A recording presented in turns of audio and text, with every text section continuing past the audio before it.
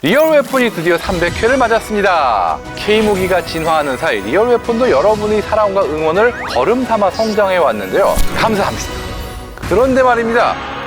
하필이면은 북한도 최근 핵 능력 강화와 함께 육해공 재래식 전력의 현대화에 속도를 내고 있는데요. 가는 곳마다 전력 현대화를 강조하고 있으니 짚고 넘어가지 않을 수 없겠죠. 북한의 첨단 무기 개발 동향 지금부터 살펴보겠습니다. 구독, 좋아요, 알림 설정은 리얼 웨폰 성장의 원동력이 됩니다.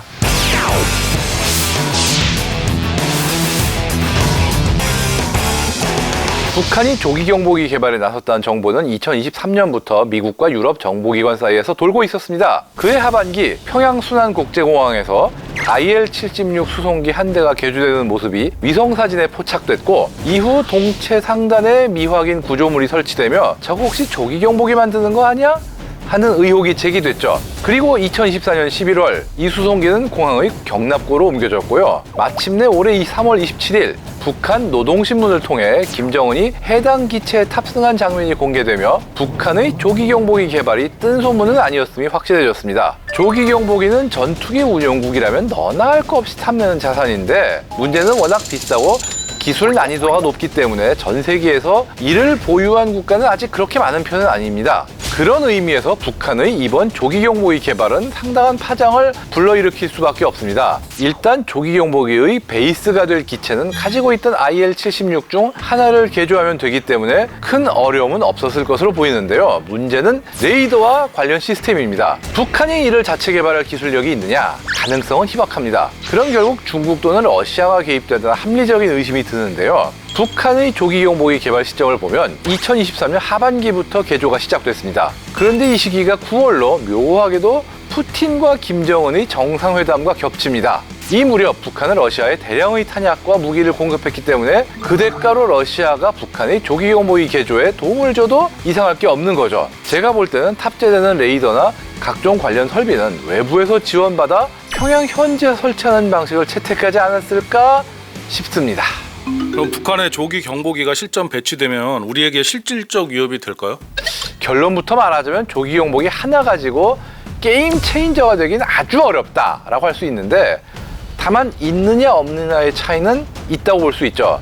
감시망 향상, 정보 수집 효율 증가 등 실질적인 이득은 있습니다. 국지적 충돌이 발생할 경우 조기 경보기가 북한의 공중 감시 능력을 높여준다면 우리 공군의 작전에 방해가 될 가능성은 높습니다. 다만 문제는 활용 플랫폼인데요. 현재 북한 공군에서 조기 경보기와 데이터 링크로 연동되어서 BVR, 즉 가시거리박 전투를 수행할 수 있는 전투기가 있느냐, 그게 문제죠. 일단 그거를 가능하게 할 수 있는 잠재력이 어느 정도 있는 4세대급 이상 전투기, 그것도 미그-29 약 30여 대 뿐인데, 그런데 그마저도 구형이라 BVR 전투 및 데이터 링크 능력엔 제약이 있을 것으로 추정되는데요. 다만 여기서 또다시 러시아가 변수로 떠오릅니다. 북한은 과거 미그-29의 성능 개량을 추진해왔으나 러시아의 비협조로 인해 제한적인 수준의 개량밖에 할 수 없었습니다. 하지만 현재 러시아는 우크라이나 전쟁으로 북한의 지원이 절실한 상태이기 때문에 북한의 미그-29 성능 개량을 도와줬을 가능성은 충분합니다. 게다가 러시아에는 모로코로 수출될 예정이었다가 계약이 파기된 개량형 미그-29도 있고요. 시리아에서 바그너 그룹이 운용하던 개량형 미그-29도 일부 남아있거든요. 이 정도 전력만 확보해도 북한 입장에서는 조기 경보와 연동돼서 어느 정도의 장거리 공중전을 수행할 수 있는 그런 전력의 보강이 가능해지는 거죠. 그렇다면 우리의 대응책이 마련되어 있는지도 중요한 대목인데요. 일단 전자전 장비를 이용해서 북한의 조기 경보기를 방해하거나 교란하는 방법도 고려할 수 있습니다. 특히 F-35 기체 내부에 통합된 강력한 전자전 시스템을 통해서 추적을 방해하거나 탐지를 무력화시킬 수 있는 것도 가능하지 않을까 생각할 수 있고요. 만약 작전 반경 내에 적 조기 경보기가 나타날 경우 연합작전 개념에 따라 미 해군 항모전단의 전투기 슈퍼호넷이죠. 이게 AIM-174B 장거리 공대공 미사일로 대응할 수 있는 옵션도 존재합니다. 또한 초음속 공대함 미사일을 개량해서 원거리에서 조기 경보기를 격추하는 지대공 미사일로 활용하자는 이런 방안에 대해서도 말이 나오긴 하는데, 이게 현실성이 있을지는 좀 더 두고 봐야 될 것 같네요. 그리고 조기 경보기 외에도 다양한 첨단 전력 확보에 힘쓰고 있다고 하는데 사실인가요? 예, 맞습니다. 북한이 핵 억제 전략을 다층적으로 구성하려는 움직임을 보이고 있는데요. 1차 타격 이후에도 대응할 수 있는 이른바 2차 타격 능력 확보에 무게를 두는 모습입니다. 보통 이런 역할을 하는 게 잠수함이다 보니까 현재 핵 추진 잠수함 개발에 착수했는데 전력화까지는 최소 10년 정도 이상 소요될 것으로 전망되고요.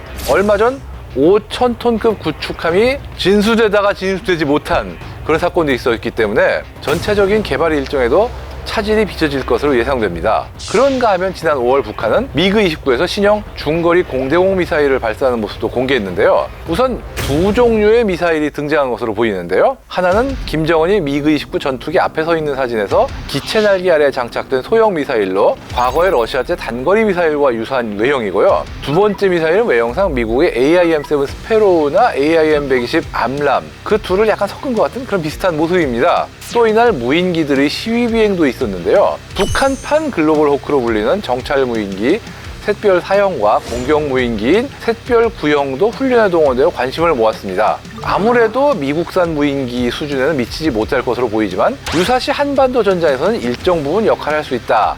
이런 관측도 있죠. 아무튼 공대공 미사일이 조기경 보기와 결합하면 어느 정도 시너지 효과를 낼 수 있다는 점은 우려스러운 대목인데요. 조기경 보기에 중거리 공대공 미사일까지 개발했다는 것은 북한 전투기가 미그-29의 구형 레이더의 한계를 넘어서 장거리 표적을 감지하고 타격할 수 있는 능력을 갖췄다. 이런 의미이기 때문이죠.